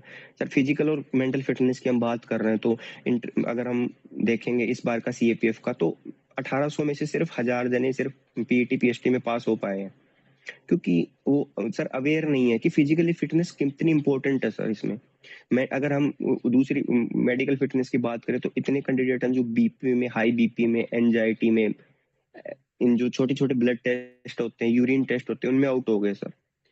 तो सर ये जो ऐसी एग्जामिनेशन होती है आपकी जो एक ओवरऑल पर्सनैलिटी उसको चेक करती है, कि आपके नॉलेज को भी चेक करेंगे वो पेपर के थ्रू, आपके जो फिजिकल स्टैंडर्ड है उनको भी चेक करेंगे वो, आपकी जो रियल जो कैरेक्टर है, आप कैसे रिएक्ट करते हो, आप कैसे सोचते हो, कैसे आप चीजों को बताते हो, कितनी डायमेंशन तक आप सोच सकते हो, ठीक है, मेडिकली आप कितने फिट हो, आप में कोई वो तो नहीं है कि कोई कमी है। तो ये सर इतनी सारी चीजें होने के बाद में आप सिलेक्ट होते हो सर इसमें। तो सर ये अपने आप में एग्जामिनेशन आपको इतना टेस्ट करती है सर, फिर लाइफ साथ अलग टेस्ट कर रही होती है आपको, तो वो बंदा अलग ही उसका कैरेक्टर बन के आता है इसमें। और ये जर्नी में सबसे बड़ा मतलब सपोर्टर कौन था आपका? सर सपोर्टर तो देखो मेरे को मतलब जितने मिले ना, मतलब ऐसे तो चलो मैंने बताया भी आपको कि पेरेंट्स थे मेरे सपोर्टर, क्योंकि इतने पढ़े लिखे नहीं है, तो उन सर वो सपोर्टर इन द सेंस ये था कि उन्होंने कभी लाइफ में मेरे से क्वेश्चन आंसर नहीं करे। मतलब मेरे मम्मी पापा की मैं सबसे अच्छी बात यही मानता हूँ कि मैंने NIT से B.Tech कर लिया, उन्होंने ही बोला मेरे को कि तू प्लेसमेंट क्यों नहीं ले रहा, क्यों तू एक बैंकिंग की नॉर्मल जॉब में जा रहा है। फिर मैंने बैंकिंग की जॉब छोड़ी कि क्यों तू इधर आ रहा है, क्यों तू ये नहीं कर रहा। फिर मैंने इसकी भी जॉब ये कर रहा था साथ के साथ में सर, क्योंकि एक राजस्थान से हूं, तो कई बार जॉब लग गई तो ऐसे शादी का भी प्रेशर आने लग जाता है कि शादी कर लो, शादी कर लो, ठीक है। तो उसके भी प्रेशर को उन्होंने मेरे को कभी भी है ना, उन्होंने मेरे से कभी कोई क्वेश्चन नहीं पूछा कि तू लाइफ में कर क्या रहा है, कैसे कर रहा है। उनको ये था कि उन्होंने मेरे पे ट्रस्ट दिखाया सर, तो मैंने उनका ट्रस्ट का उनका रिवॉर्ड दिया है। बाकी और भी सर, जैसे मेरा छोटा भाई है, मेरी बहनें हैं, मेरे जो दोस्त है सर, इतने अच्छे दोस्त दिए ना भगवान ने सर, कि मतलब मैं बोल लूंगा कि यहाँ खड़ा होना तो सर वो वहीं खड़े रहेंगे मेरे लिए। मतलब ऐसे ऐसे ऐसे दोस्त है सर, ऑफिस में भी ऐसे कलीग है सर मेरे, 5-6 ऐसे कलीग है सर, उन्होंने मतलब मेरे को अनकंडीशनली सर सपोर्ट दिया है कि तू कर तैयारी, तेरे को किसी भी टाइप का सपोर्ट होगा फाइनेंशियली, मतलब कि किसी भी टाइप का, हम सब कुछ तेरे को अवेल करवा देंगे। तो सर ऐसी चीजों से सर बढ़कर तो कुछ चाहिए ही नहीं सर, लाइफ इंसान को लाइफ में। इन्वायरमेंट मिला। बात करें एसएसबी की बहुत बात तो मिला ही। सर हाँ सर, बिल्कुल अच्छा एनवायरनमेंट मिला सर। और जैसे मैंने पहले भी आपको बोला कि अगर आप अच्छे हो तो आपको अच्छे लोग मिलेंगे सर लाइफ में। ये हो ही नहीं सकता कि आप अच्छे हो और आपके साथ हमेशा ही बुरा हो। एक टाइम के लिए हो सकता है, क्या पता उस टाइम पे आपको चीजें समझ आने लग जाए, थोड़ी थोड़ी चीजें समझ आने लगे कि यार मैं अगर मान ले मैं इतने एफर्ट्स कर रहा हूँ, मेरे साथ अच्छा नहीं हो रहा, तो क्या पता मेरे एफर्ट्स में कमी है, या फिर मैं जहाँ पे एफर्ट्स कर रहा हूँ वहां कमी है। तो आप अपनी जो एनर्जी है वो गलत लोगों में इन्वेस्ट नहीं करोगे सर एट द एंड। तो धीरे धीरे आपको चीजें समझ आने लग जाएगी। अच्छे अगर आप पॉजिटिव कर रहे हैं, तो अगर आपसे कोई इंस्पायर हो रहा है, आपसे बात कर रहा है, जैसे सर मैं इंटरव्यू की प्रिपरेशन करता था तो लाइब्रेरी जाता था यहीं चंडीगढ़ में, तो वहीं पढ़ते पढ़ते एक लड़का और दोस्त बन गया, जो जो मेरा इतना खास दोस्त है ना सर आज। उसका भी सीएपीएफ का इंटरव्यू था सर, उसने हरियाणा का भी मेंस लिखा, पंजाब का भी मेंस लिखा, अभी यूपीएससी का भी मेंस लिखेगा। और सर इतना अच्छा दोस्त है मेरा कि हम रात को इंटरव्यू के कितनी कितनी देर डिस्कशन करते रहते हैं। तो सर यही है, अगर मान लो कि मैं एफर्ट्स नहीं कर रहा होता तो आज वो मेरा दोस्त नहीं होता ना। तो हम दोनों ने इंटरव्यू की इतने अच्छे से प्रिपरेशन करी सर, कि अनफॉर्चुनेटली उसका लिस्ट में नाम नहीं आया, वो 2 नंबर से मिस हो गया, वो 3 नंबर से, लेकिन वो रिजर्व लिस्ट में उसका सर 100% हो जाएगा। तो ये सर छोटी छोटी चीजें हैं, अगर आप पॉजिटिव चीजें करते रहोगे तो आपको अच्छे लोग मिलते रहेंगे। अब अगर वो मेरा इतना अच्छा, अब मैं अगर मैंने उसका सीएपीएफ की जर्नी में सपोर्ट किया, इंटरव्यू में सपोर्ट किया, कल को मेरे को सिविल सर्विसेज में जरूरत पड़ेगी सर, उसके पास इतना एक्सपीरियंस वो मेरी नहीं करेगा, जरूर करेगा सर वो मेरी। तो सर यही तो चीजें हैं कि अगर हम कभी गिविंग गिविंग करते रहते तो हमें मिलेगा भी सर वो जरूर। के लिए बात करते हैं थोड़ा कि प्रिपरेशन टाइम में आपने कौन कौन से रिसोर्सेज को यूज किया था, क्योंकि आज के डेट में बात करें ना, जब ऑनलाइन का चलन कोविड के बाद बहुत ज्यादा हो गया है, रिसोर्सेज बहुत ज्यादा हो चुके हैं, उसमें से कौन सी आपने चुनी और कौन, क्योंकि बच्चे, क्योंकि ऐसे भी आपने बुक्स चुनी होगी, ऐसे भी लेक्चर चुने होंगे जो आपको टाइम वेस्ट किए होंगे, हो सकता है कि जी वो सर बिल्कुल। उतने इफेक्टिव नहीं हो। और ऐसे क्योंकि आज रिसोर्सेज बहुत ज्यादा हो चुके हैं, और रिसोर्सेज बहुत ज्यादा होना एक बोले तो निगेटिव साइड भी है। जी सर। सर देखो, अगर आप कोई भी रिसोर्सेज जब तक खुद नहीं करोगे ना, कई बार ऐसे रिसोर्सेज है सर जो मेरे लिए काम नहीं करेगा, आपके लिए कर देगा सर। यस आपको वो आपके लिए बेनिफिशियल हो जाएगा। तो थोड़ा सा आप उन पे ट्राई कर सकते हो, पर ज्यादा इतना नहीं होना कि आप अपना टाइम ही वेस्ट करे जा रहे हो, कि आप पढ़े जा रहे हो। आपने इतनी रेफरेंस बुक लिया है कि हिस्ट्री की आपने बड़ी बड़ी चीज बुक्स उठा लाए, ठीक है। तो और आपको पता चल रहा है कि क्वेश्चंस तो थीम से ही आ रहे हैं, ठीक है। तो वो चीजें भी सर जस्टिफाइड नहीं है। आप अपनी चीजें थोड़ा सा एक्सपेरिमेंट कर सकते हो। मैं सर आपको एक क्रिस्प में थोड़ी सी बेसिक लिस्ट बता सकता हूँ जो मैंने यूज करी। पॉलिटी के लिए सर आप लक्ष्मीकांत यूज करो, और जियोग्राफी के लिए 11th एंड 12th की एनसीईआरटी। इकोनॉमी के लिए मैंने सिविन सर जो है, जो सारथी आईएएस वाले, उनके नोट्स यूज करे थे, और उनकी मैराथन भी है वो यूज करी। और और अगर हम बात करते हैं मैपिंग की, तो सुदर्शन गुर्जर सर की वीडियोज है वो यूज करी मैंने। और हिस्ट्री के लिए themes part 1 part 2, ancient and medieval art and culture के लिए, और मॉडर्न हिस्ट्री के लिए स्पेक्ट्रम। स्पेक्ट्रम वो बुक थोड़ी आपको मोटी दिखेगी, लेकिन अगर उसकी आप 4 या 5 रीडिंग करोगे ना, तो एक ऐसी टाइमलाइन बन जाएगी, आपको सारी चीजें याद होने लग जाएंगी कि अब ये हुआ था 1885 में, ये हुआ था 1892 में, ये हुआ था 1909 में, ये हुआ था 1999 में, ये हुआ था 35 में, ये हुआ था सर। वो एक टाइमलाइन बन जाएगी, आपको सारी चीजें याद हो जाएंगी। तो बेसिक बेसिक ये चीजें हैं। साइंस की बात करें सीएपीएफ में, तो आप 9th और 10th की एनसीईआरटी रिलाई करो, उसको उसको लाइन टू लाइन पढ़ो, रीडिंग बिटवीन द लाइंस करो उसकी। और अगर उसके बाहर को सर कोई क्वेश्चन आता है तो सबके लिए out of the contact question है सर, उसमें आपको इतना वरी करने की जरूरत नहीं है। मैथ के लिए क्योंकि इसमें मैथ का अच्छा वेटेज होता है सर, 15 to 20 क्वेश्चन होते हैं इसमें। तो आप मैथ के लिए किसी भी सीजीएल की जो कोचिंग करवा रहे हैं उनसे उनकी वीडियोज पढ़ी हैं सर, 30-40 वीडियोज हैं। चाहे वो गगन प्रताप हो, चाहे राकेश सर हो, आदित्य रंजन सर हो, किसी से भी आप, क्योंकि वो हार्डली 5 से 6 दिन लेंगे आपकी। और अगर आपने मैथ अच्छे से कर ली सर, तो मैं ये बोल रहा हूँ कि उसमें स्कोर करना, मैथ में स्कोर करना बाकी जीएस के सब्जेक्ट से ज्यादा इजी है। अगर 15 क्वेश्चन उसमें आते हैं तो आप ऑटोमेटिकली, अगर आपके 12-13 सही है तो आपके 24 मार्क्स ऐसे ही हो गए, जिसमें और वो शॉर्ट भी है। अगर आपका आंसर आ तो आ रहा है, नहीं आ रहा तो नहीं आ रहा, उसमें कुछ वो करने की जरूरत भी नहीं है। तो सर ये चीजें मैंने रिसोर्सेज फॉलो करे थे। कोई भी रिसोर्स है जो आपका, एक रिसोर्स होना चाहिए, रेफरेंस बुक कुछ भी हो, एक होनी चाहिए। उसके बाद में मैंने जो बताया पीवाईक्यू, आपको सिर्फ पीवाईक्यू करने हर सब्जेक्ट के। पीवाईक्यू के लिए सर मैंने एक स्टडी फंडा है, कोचिंग है, उसके एक यूपीएससी ऑल इन वन एक टेस्ट फॉर्मेट में पीवाईक्यू देते हैं, टॉपिक वाइज और चैप्टर वाइज। तो मैंने वो यूज किए थे और उन्होंने मेरी हेल्प करी कि आप टेस्ट दे लेते हो, उसमें सब कुछ पता चल जाता है कि आपने कैसा परफॉर्मेंस किया है, उसमें कितनी आपकी ग्रेडिंग है, कितनी रैंक है। तो ऐसे ऐसे कोई भी इनिशिएटिव से किसी भी कोचिंग का आप यूज कर सकते हो। और पेपर 2 के लिए आप न्यूज़पेपर करिए। और इंटरव्यू आपका तो उसमें डेफ होता है, तो अपने डेफ में अच्छी चीजें भरिए, ऑनेस्ट रहिए उसमें। और जो आपके हॉबीज है उनको कुछ ऐसी 1-2 हॉबीज ऐसी अपनी बनाइए, या फिर ऐसा ऐसा कुछ काम ऐसा करिए जो आपकी अच्छी हॉबीज हो और उनके बारे में आप बहुत अच्छा नॉलेज रखते हो, कि इंटरव्यूअर अगर आपको उसके बारे में कुछ पूछे तो आप बहुत अच्छा आंसर दो उनको, ऐसी ऐसी इन्फॉर्मेशन दो कि उनको पता भी नहीं हो उसके बारे में। और न्यूज़पेपर करते रहिए, क्योंकि न्यूज़पेपर ऐसी चीज है कि आप उसमें उससे करंट भी कवर कर सकते हैं, उससे आप कोई क्रिटिकल इश्यूज है उसके बारे में अपने पॉइंट ऑफ व्यू भी रख सकते हैं। और अगर आप कोई जैसे न्यूज़पेपर पढ़ते हो, अगर आप ओपिनियन पेज पढ़ते हो, तो कोई भी आप जैसे टॉपिक है,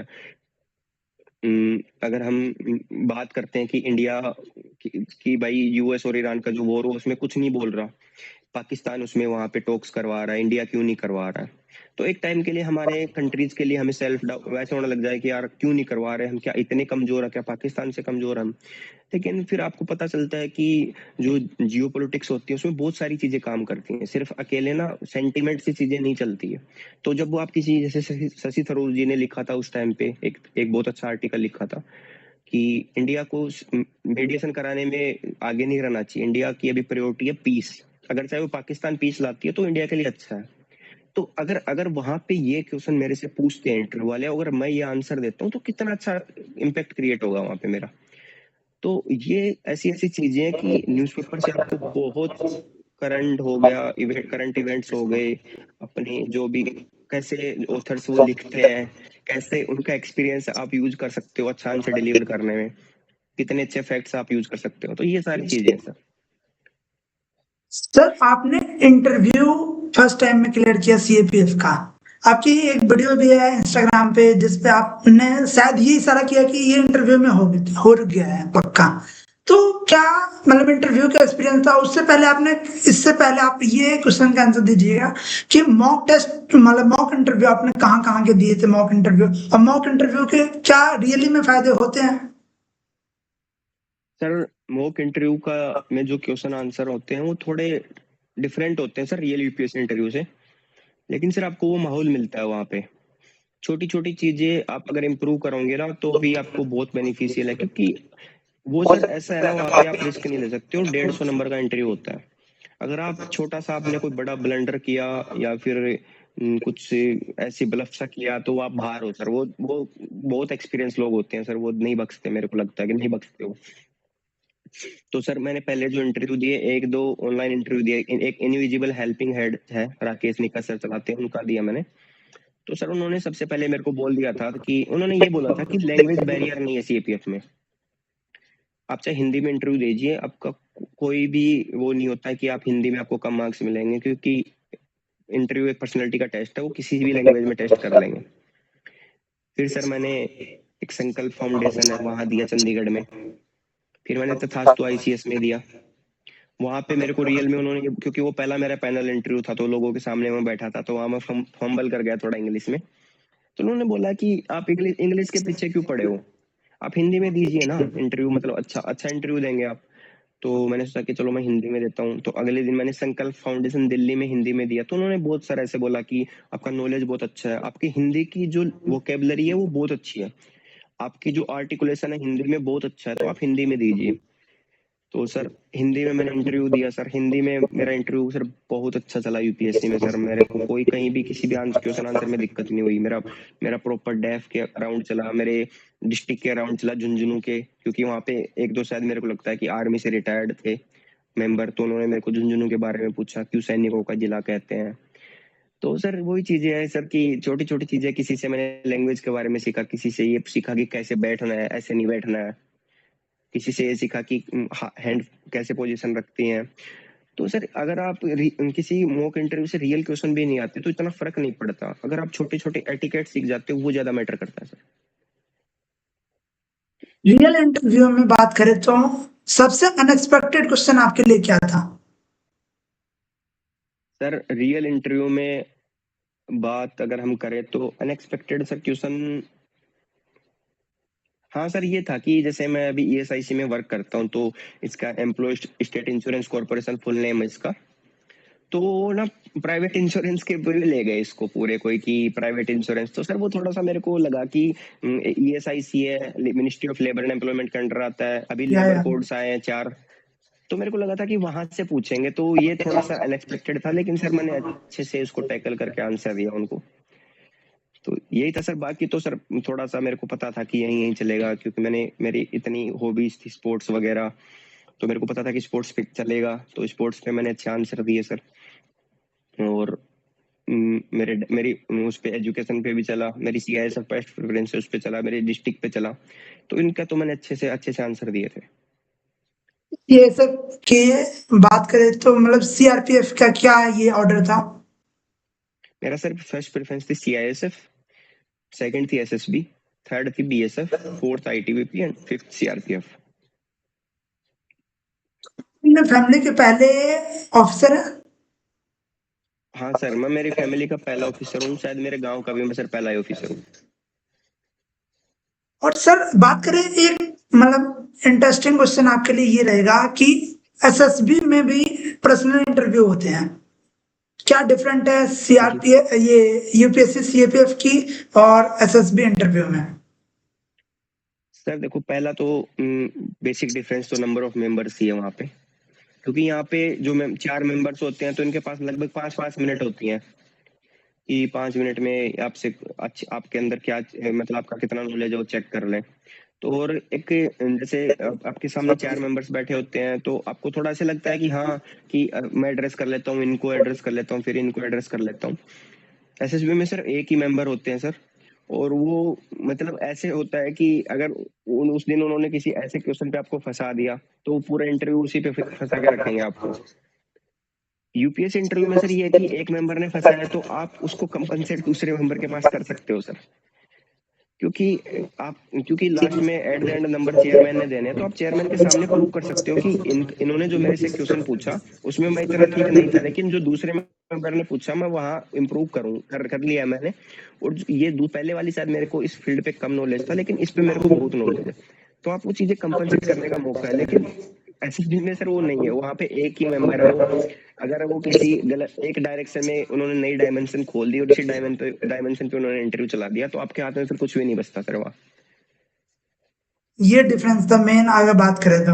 हाँ हाँ जी सर। और और सर एक एक बेसिक, हाँ सर एक बेसिक डिफरेंस ये भी है लैंग्वेज का, कि हम्म, आप एसएसबी में इंग्लिश में ही देना पड़ता है इंटरव्यू। केपीएफ में सर आप दे सकते हो, हिंदी में भी दे सकते हो, आप परमिशन ले सकते हो कि सर विद ड्यू रेस्पेक्ट में I give my interview in Hindi language, तो वो कभी भी नहीं बोलेंगे, वो हाँ बोलेंगे सर। और फिर उसके बाद में हिंदी में ही पूछेंगे, क्वेश्चन भी वो हिंदी में ही पूछेंगे आपसे। कि जैसे आपने ये एग्जाम्स को क्लियर किए हैं, आगे क्या आपका गोल है आपका? नेक्स्ट 10 इयर्स में बात करें, 5 इयर्स में बात करें, आप अपने आप को कहाँ देखते हैं? सर अगर मैं यहीं रहा मतलब सीआईएसएफ में मैं अगर सर्व कर रहा हूँ, तो मैं मेरा एक गोल है कि एसपीजी में जाना।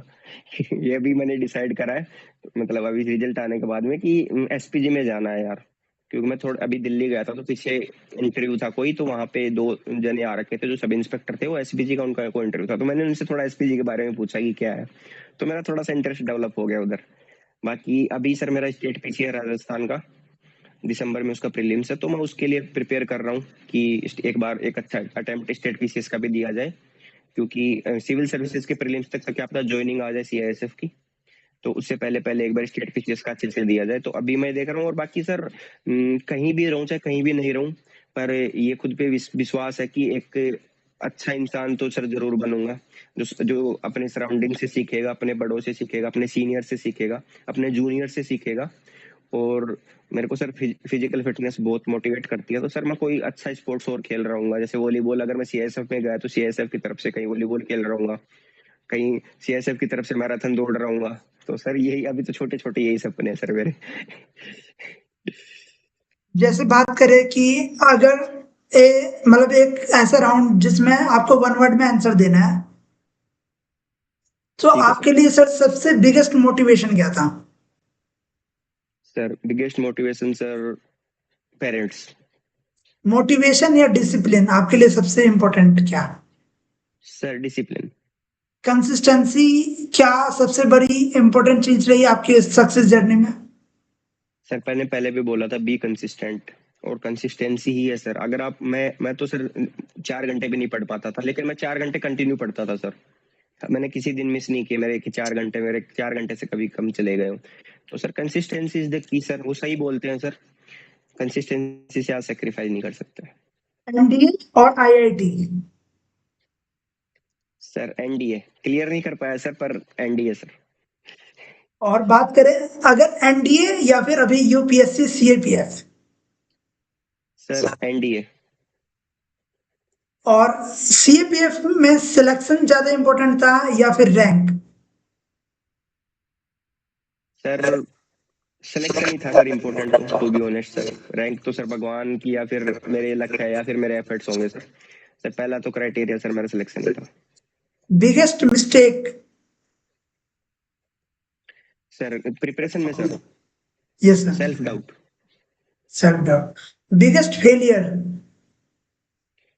सर बिगेस्ट फेलियर तो नहीं बोलूंगा सर मैं, लेकिन ये है कि फेल तो सर देखो मैं बता रहा हूँ कि हुआ ही नहीं। अगर हम पहले से स्टार्ट करेंगे तो देखेंगे कि मेरा सिर्फ एनडीए में उसके पहले फेल हुआ था, उसके बाद आईआईटी भी निकली। सर फेलियर तो मैं मानता ही नहीं हूँ, फेलियर तो कुछ होता भी नहीं है, और कुछ वैसे भी नहीं है सर, लर्निंग से सारी। तो फेलियर जैसा सर कुछ है ही नहीं लाइफ में, मैंने तो कभी देखा ही नहीं कि कुछ फेलियर है, कि ऐसा कभी लाइफ में सेटबैक आया हूँ। ठीक है सर, एंजॉय किया, हर प्रोसेस को एंजॉय किया है, मजा भी आया सर। ये ऐसी थोड़ा इतनी होनी चाहिए सर, थोड़ी सी लाइफ हार्श भी होनी चाहिए हमारे पे, कि हमें पता लगे कि हम कहाँ स्टैंड करते हैं। डिफरेंस बिटवीन अंकित सर मतलब अंकित और अंकित असिस्टेंट कमांडेंट अंकित सर? सर डिफरेंस तो सर कुछ भी नहीं है, बस ये है कि थोड़ा सा सर क्या ही बोलूं इसमें, तो अभी मैंने इतना कभी मैंने अभी आपको बताया कि प्रोसेस ही नहीं कर पाया मैं सारी चीज। लेकिन सर ये है कि मैंने मतलब कि सेल्फ कॉन्फिडेंट हो गया हूँ सर मैं। मतलब पहले मेरे को खुद पे कई बार ऐसे ट्रस्ट नहीं होता था, पर मैंने अपने आप को प्रूव किया है तो कि मैं कर सकता हूँ, और मैंने किया किया है सर। तो बस यही चीज है सर कि पहली बार खुद पे नाज हुआ है मेरे को, इतने इतने साल इतने लाइफ में, इतनी बड़ी लाइफ में मेरे को पहली बार खुद पे नाज हुआ है। देखो सर, एग्जाम्स हो चाहे छोटी हो चाहे बड़ी हो, सब क्लियर करते हैं सर, सबके अपने अपने ड्रीम्स होते हैं। इतनी मेरे को खुशी कभी मेरे को आईआईटी क्लियर करके भी नहीं हुई होगी, मैं टू बी ऑनेस्ट सही बता रहा हूँ। मेरे पहले 2 या 3 जॉब मैंने करी, उनमें भी नहीं हुई होगी जितनी मेरे को आज हुई है सर। तो सर यही है कि खुद पे विश्वास बनता है। खुद अब मैं अगर अभी अब बैठ के कहीं बात करूंगा तो सर मैं खुद से इतनी बातें कर सकता हूँ मैं सर, कि उस दिन ये हो रहा था, उस दिन गर्दन में दर्द हो रहा था, उस दिन ये हो रहा था, तो घर पे 3 महीने नहीं जा पाया था सर। मैं जॉब में होने के बाद में भी घर पे 3-3 4-4 महीने में जाता हूँ। तो मेरे पेरेंट्स का सेक्रीफाइस है कि भाई बेटा है, जॉब कर रहा है, फिर भी घर पे नहीं आ रहा है।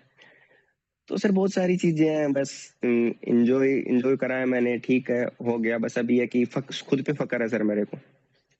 सर जैसे अगर बात करें कि जो सीएपीएफ की प्रिपरेशन कर रहे हैं या किसी भी एग्जाम, सिविल सर्विसेज एग्जाम के प्रिपरेशन, आपकी तरफ से क्या गाइडेंस होगी? और क्योंकि जब हम अटेम्प्ट्स देते हैं और उसमें नहीं हो पाता है, हमारे मेरिट में नहीं आ पाता, हमारा प्रीलिम्स या फिर कोई सा भी एग्जाम्स किसी भी राउंड में नहीं निकलता, तो रिलेटिव्स हो या फिर बहुत सारे जो लोग होते हैं, आपको मोटिवेट करने वाले लोग तो होंगे, लेकिन वहां पर डिमोटिवेट करने वाले भी लोग होते हैं, ताने मारने वाले लोग भी होते हैं। कैसे उस चैलेंजेस को, उस इन्वायरमेंट से निकल के कैसे सिलेक्शंस को लेना है? सर अगर आप कोई भी एग्जाम की तैयारी कर रहा है, कोई भी कर रहा है, तो आपकी जो बेसिक्स चीजें हैं की पढ़ाई, उससे तो आप बिल्कुल कोई भी किसी भी उस पे शर्त पे आप सेक्रीफाइस नहीं कर सकते। दूसरी सर अपनी जो भी एक सर्कल है, अच्छा फ्रेंड सर्कल होना चाहिए सर आपका, कि 100 रिश्तेदारों से अच्छा एक अच्छा दोस्त होता है सर, कि उन्होंने 100 आप पे ताने मारे, एक ऐसा दोस्त होना चाहिए जिसने 100 तानों के आपके पूरे जो नेगेटिविटी उसको साइड कर दिया। और खुद को सर इतना बिजी रखिए, अच्छी अच्छी हैबिट्स डेवलप करिए कि आपको रात को जल्दी सोइए, सुबह उठिए। अगर आप सुबह थोड़ी बहुत रनिंग कर लेते हैं, जिम चले जाते हैं, तो रात को आप टाइम से सो जाएंगे। अगर आप जिम जाएंगे, रनिंग करेंगे, तो एक डिसिप्लिन है। और अगर आप रनिंग और जिम जाएंगे तो आप कभी भी बाहर का या फिर ये जंक फूड वगैरह नहीं खाएंगे, तो उससे आपकी हेल्थ भी ठीक रहेगी। और सर अगर हम रनिंग करते हैं तो जो भी हमारी बीपी की प्रॉब्लम होती है, एंजाइटी होती है, एक मतलब हैप्पी हार्मोन रिलीज होता है दिमाग में, तो वो अपने आप आपकी प्रोडक्टिविटी बढ़ जाती है। आप इतना बिजी रहिए अपने टास्क को लेके, अपनी पढ़ाई को, अपने पूरे डेली के रूटीन को, कि आप कौन क्या बोल रहा है, कहाँ बोल रहा है, देश के कोने में क्या कौन बोल रहा है, आप पे फर्क ही नहीं पड़ना चाहिए। अपने उन लोगों से बात करिए जो आपको पॉजिटिव करते हो। कभी भी उन लोगों के बारे में नहीं सोचना जो आपके बारे में नेगेटिव बातें करते हो। ना सोचना ना सुनना है सर।